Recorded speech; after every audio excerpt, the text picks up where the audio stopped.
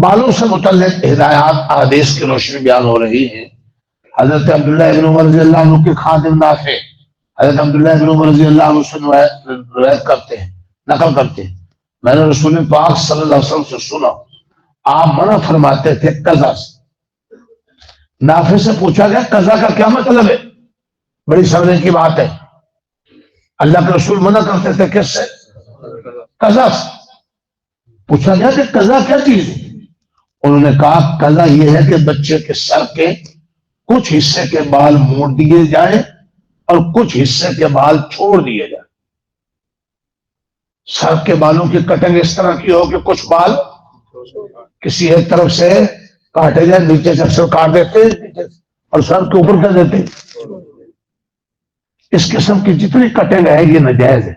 حضرت ابن عمر رضی اللہ عنہ سے صحیح مسلم میں منقول ہے، رسول اللہ صلی اللہ علیہ وسلم نے ایک بچے کو دیکھا جس کے سر کے کچھ بال موڑ دیے گئے اور کچھ چھوڑ دیے گئے، تو آپ نے لوگوں کو اس سے منع فرمایا اور ہدایت فرمائی کہ یا تو پورا سر موڑا جائے یا پورے سر پر بال چھوڑ دیے جائیں۔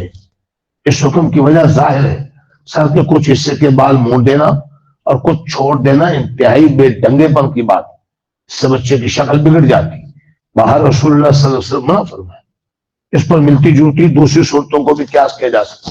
پیچھے تفسیر بتا دی تھی کہ پورے سر پر بڑے بال ہوں اور کانوں کی لو تک ہو یا نیچے بڑھ کر گردن تک ہو، ہر کندھے تک ہو، جس کو زلفیں کہا جاتا ہے، وہ ہر طرف سے برابر، یہ اعلیٰ درجہ ہے۔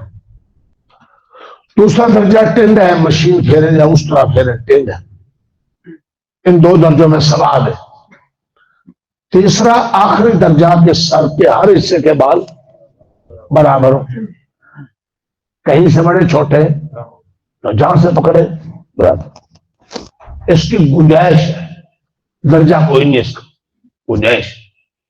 اس کے علاوہ جتنی بالوں کی کٹکے ہیں سر کی، جی کہیں سے لٹ چھوڑنا، کہیں سے کاٹنا، یہ پیچھے گپسی بنا دینا، اوپر سے کاٹ دینا، پیچھے سے کاٹ دینا، اوپر چھوڑ دینا، کانوں کے اوپر سے کٹے ہوئے یہاں ہے پکڑے جاتے ہیں، یہ سب انگریزی کٹ اور غیر اسلامی کی اللہ سمجھنے کی۔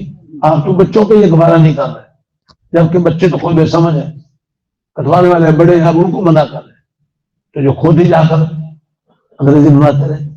سمجھیے خوب سمجھیے، اللہ توفیق عطا فرمائے۔